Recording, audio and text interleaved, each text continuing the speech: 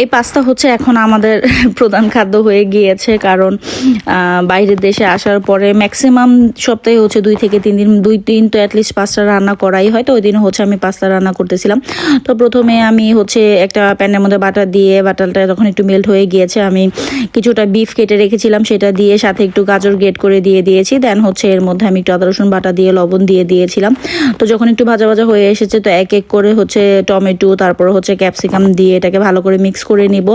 আর যা যা সসেস প্রয়োজন সবগুলিকে আমি একসাথে হচ্ছে মিক্স করে নিয়েছিলাম। Tomato sauce, oyster sauce, soya sauce, তারপরে হচ্ছে গোলমরিচের গুঁড়া দিয়েছি, হচ্ছে টেস্টিং সল্ট, লবণ সব দিয়ে একসাথে এটাকে আমি মিক্স করে নিয়েছিলাম। এখন হচ্ছে জাস্ট কুক করার পালা।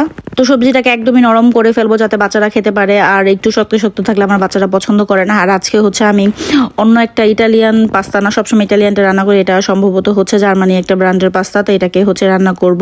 ম্যাকারোনি টাইপের যে পাস্তাগুলি থাকে। তো গ্রেভিটা রেডি হয়ে গিয়েছে। পাস্তাটাকে সেদ্ধ করে আমি হচ্ছে যেই সুগোটা রান্না করেছিলাম সেটার সাথে এটা মিক্স করে নিলাম, সাথে হচ্ছে একটু মোজারেলা চিজ দিয়ে একদম মাখো মাখো করে হচ্ছে পাস্তা রেডি। এভাবে খেতে বাচ্চারা খুবই পছন্দ করে, আর আপনারাও বাসায় এভাবে ট্রাই করে দেখতে পারেন, খেতে কিন্তু খুবই ভালো হয়।